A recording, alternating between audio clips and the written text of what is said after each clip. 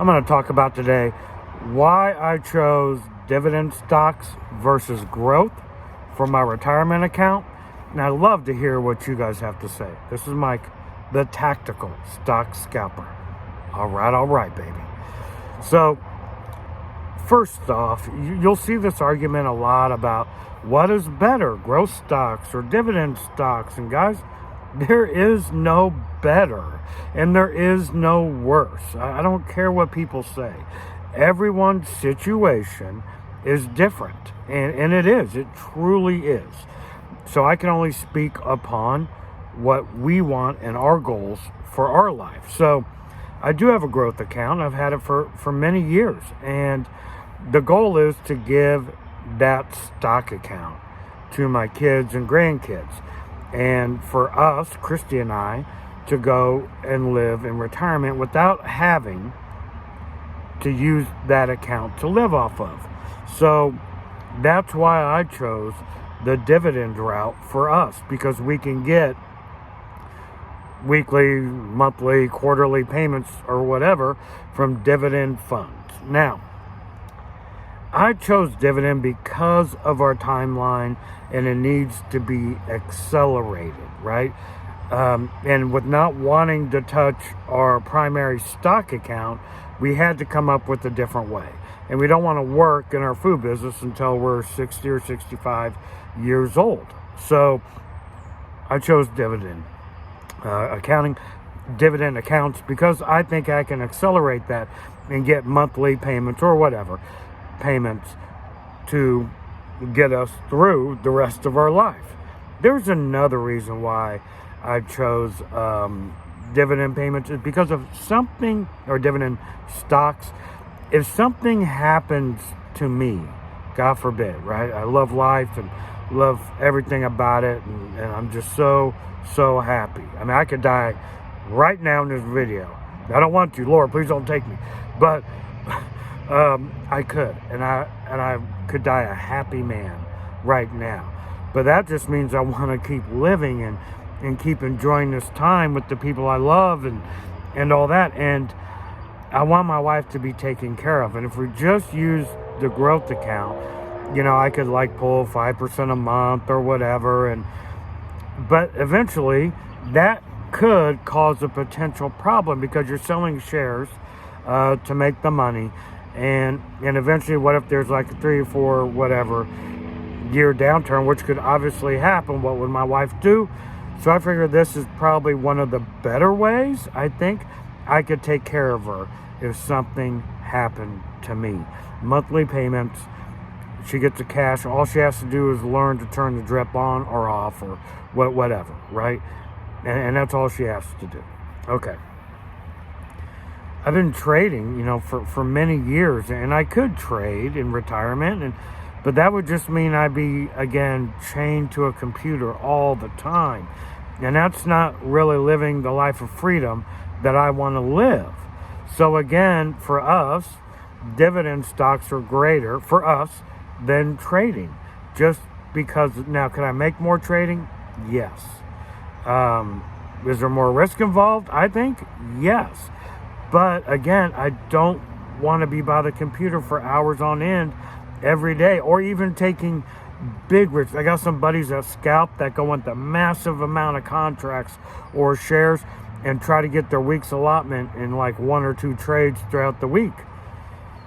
I mean, that it's been working out great for them. However, I don't have the emotional fortitude to do that. And so,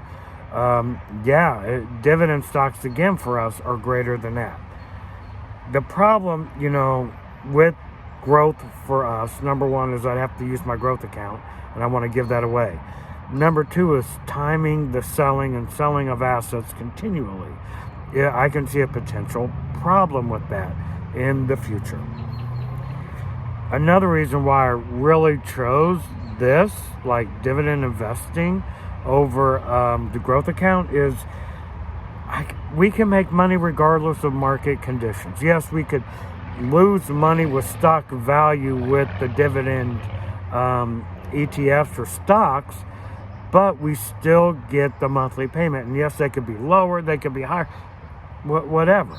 the fact remains we would still be continually getting revenue, monthly with these stocks. Now, I want to talk about a couple of things. Will high yield dividends fail, and the importance or non-importance of getting paid weekly. Now, when I first started out, just getting paid once a month with dividend investing was fine for me. And I didn't see the big deal, honestly, with getting paid weekly. But as we are going through this process and trying to budget, it is easier getting paid weekly to budget going forward. And so is it a big deal? Not really. I mean, we could get paid once a month and budget for it, and that's fine. But it just makes it easier. So yeah, I have been kind of looking for funds that can help me get paid weekly. I didn't think it was a big deal at first, but as I've been going through this process, getting paid weekly has honestly become a little more important to us than I thought it would be. And it's just a learning process, knowing what you need and what you don't need, and as time goes on, filtering what you don't need out. And what we found out what we need is weekly payments, and it helps a lot with the budgeting process once you fully retire, I think anyway. I mean, yes, you could do it once a month, budget be fine, but it's just easier, guys. It's just easier getting paid weekly. Now, will high yield funds last a long time, 10, 15, 20 years? Guys, nobody knows. Nobody knows. There's people that'll tell you there's no way, and there's people that'll tell you, of course it'll last 5, 10, 15, 20 years. Nobody knows. Nobody knows the long-term ramifications of paying high yields over and over again on stocks, right? People can put out projections and say there's no way with the amount of yield. Guys, we just don't know. We can put out all kinds of projections one way or the other. But what I've learned in life is, for me and my family, is sometimes you have to take these risks if your goals, to reach goals that you want. And I am willing to take these risks. Now, one thing that helps me take these risks is, let's just start here. QYLD. It's been around for quite some time. And I remember when this was coming out and people said that would fail. And people still talk about it, how horrible QYLD is. I know so many people through all the years I've met different investing and stock trading communities that have their ROI, ROI paid off for years with QYLD. And they are enjoying their life, or at least the money they're getting, because it's free money at this point for them. And that's wonderful. And so, is QYLD great? Well, yeah, I think it is. And people said it wouldn't last, and here we are. When JEPI, I remember this one specifically, and really, really well, and JEPQ came out, they said there's no way paying these kind of dividends with a covered call fund is sustainable. Now, what are these things going on? 3 years maybe now? With no sign of letting up, and they went even through a whole down year, and they're still fine, still paying. And I know there's probably, and I don't know anyone specifically here, but there's got to be people out there that have their ROI paid off on those as well. And so that leads me now to Yield Max, Defiant Funds, and all these others. So, and people say the same exact thing they said about JEPQ, the same exact thing they said about QYLD and Cornerstone and all the others that have been around a long time, that it's not sustainable. And the dividends keep increasing with different companies coming out through time, right? JEPQ more than QYLD. Yield Max more than JEPQ. And what we found is they have been sustainable. Now there probably will be a point that, okay, we can't go any further than this. And maybe we're seeing it with something like ULTY, where it won't be sustainable, right? We don't know this. I'm just speculating. But that could be one that we finally see, okay, paying 100% dividends time and time again with the decreasing share price over and over again will just lose you money in the long run. And that could be the one. We'll have to watch it and see. But it could be the exact opposite. It could be fine. We don't know.